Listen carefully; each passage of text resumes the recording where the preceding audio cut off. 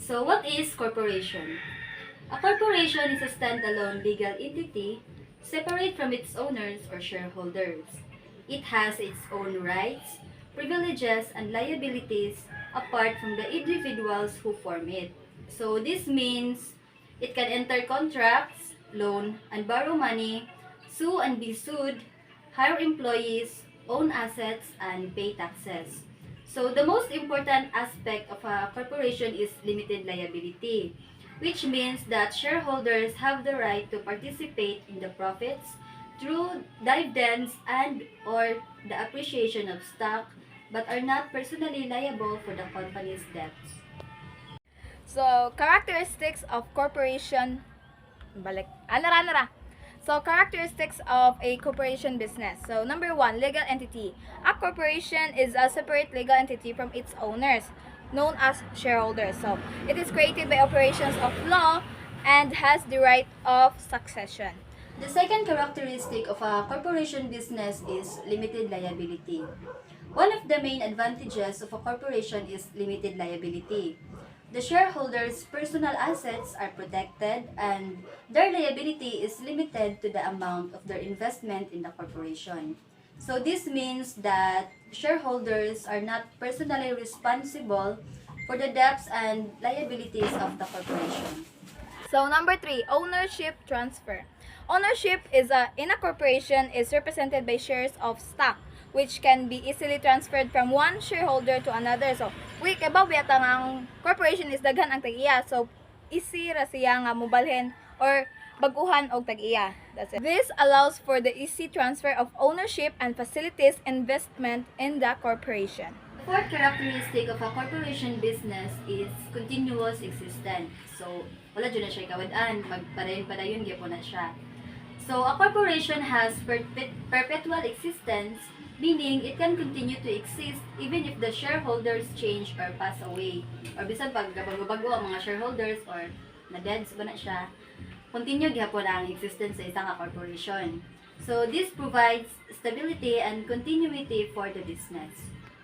Now, let's go to the advantages of a corporation business. First is limited liability. Shareholders are not personally liable for the debts and liabilities of the corporation. This protects their personal assets. The second advantages of a corporation business is easy to raise capital. So, corporations can raise capital by issuing shares of stock to investors. This allows for the accumulation of large amounts of capital to fund business operations and expansion. The third and last advantages of a corporation business is continuous existence. This perpetual existence of a corporation allows for a long-term planning and stability. The business can continue to operate even if shareholders change or pass away. So the advantages of corporation business is number one, setting up is complex.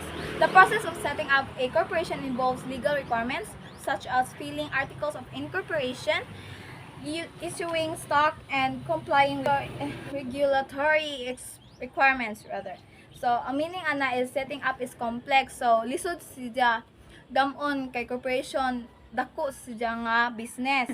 Number 2, double taxation. Corporations are subject to double taxation, meaning that the corporation itself is taxed on its profits and then shareholders are taxed in dividends received. So, kay ba man nga dako ang corporation, so double ang taxation nga mahitabo kay dako man siya nga business.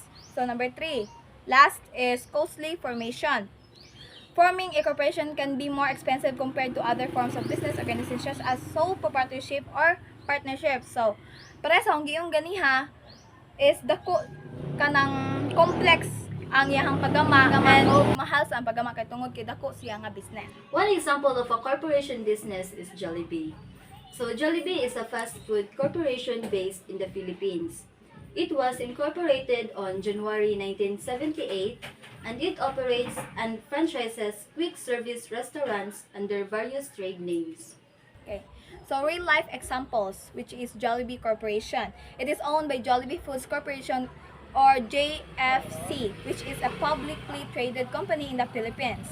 JFC is the parent company of various food brands including Jollibee, Chowking, Greenwich Pizza, Red Ribbon Bake Shop, and Mang Inasal.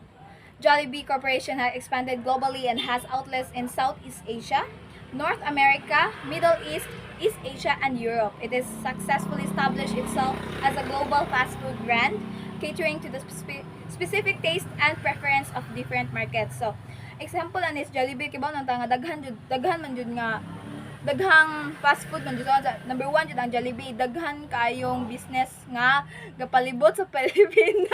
In conclusion, Jollibee Corporation operates as a corporation, which is a form of business organization. It offers limited liability, easy capital raising, and continuous existence as advantages. However, setting up a corporation can be complex, and there is the issue of double taxation. Jollibee Corporation serves as a real-life example of a successful corporation with its global expansion and popular fast food offerings.